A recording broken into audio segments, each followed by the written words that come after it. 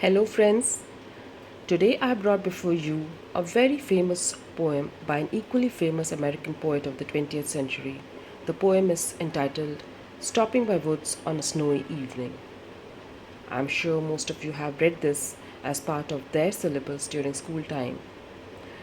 It was one of my favorites too, and I still consider it one of the greatest poems ever. I used to read it, recite it a lot during maybe class 7 or class 8 when it was part of my syllabus. So today I'm going to provide an explanation of this entire poem. So first of all, I'm going to start by reading out the poem before you. Let me tell you, this poem has been divided into four stanzas.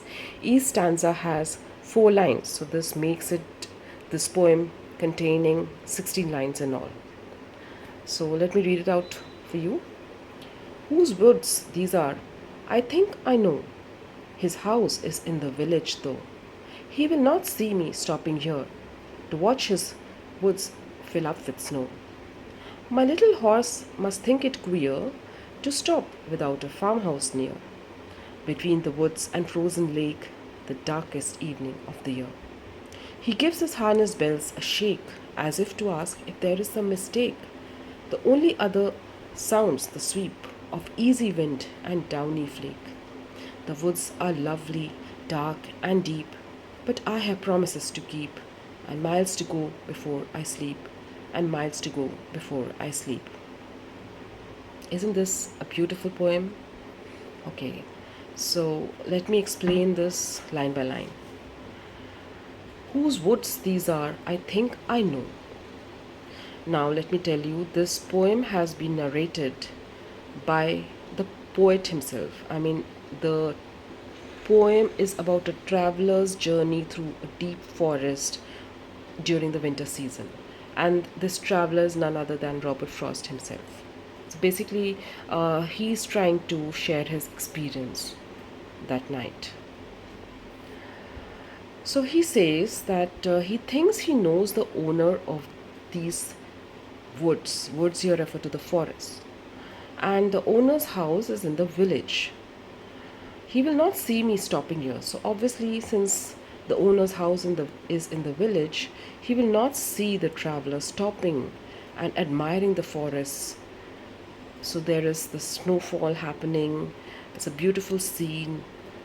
The entire forest has been covered up with snowflakes. And as per the poem, as per the depiction, it seems it is the longest and coldest day or the coldest night of the season, which happens to be 22nd December. So it's that night of the year. The poet is standing with his horse, admiring the woods.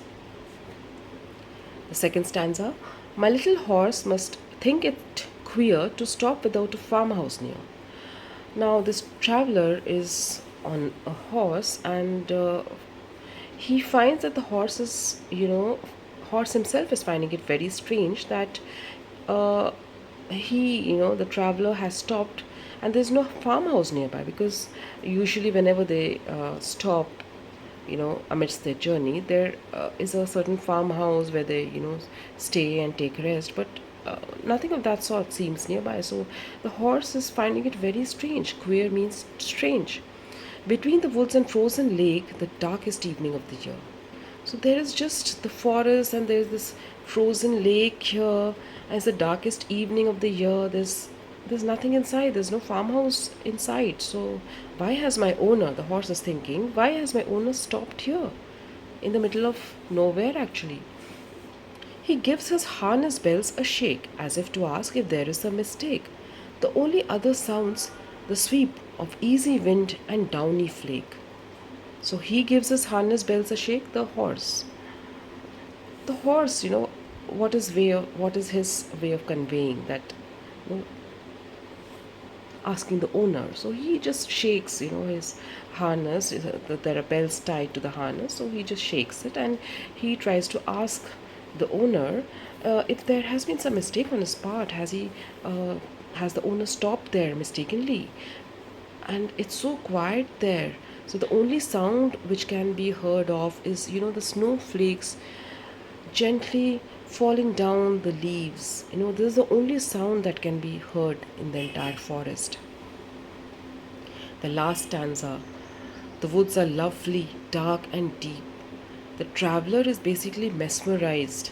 It's so beautiful. The snow covered forest, they are so lovely. It's actually dark, it's a deep forest, but I have promises to keep. And while he is admiring the beauty, he suddenly remembers that, oh, he has certain obligations in life. He just cannot stand there, you know, and thinking about the beauty. He has promises to keep, means he has other duties, he has other obligations in life, and miles to go before I sleep, and miles to go before I sleep. It means he has to cover a lot of distance before he can stop somewhere and take rest. So these two lines, and miles to go before I sleep, and miles to go before I sleep, these are iconic lines basically. They have a very deep meaning.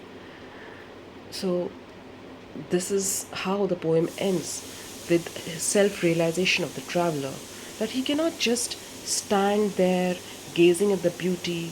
Of course, we do. All of us human beings, anything beautiful, we want to just stand there hours uh, thinking about it. But we have duties towards our life, we have certain obligations, certain responsibilities. So, this self realization is reflected in the last stanza.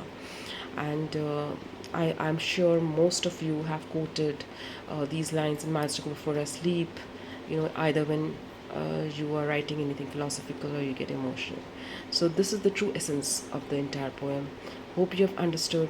If you have any questions, please do comment, please do write back to me, and I'll be very happy to answer. Thank you.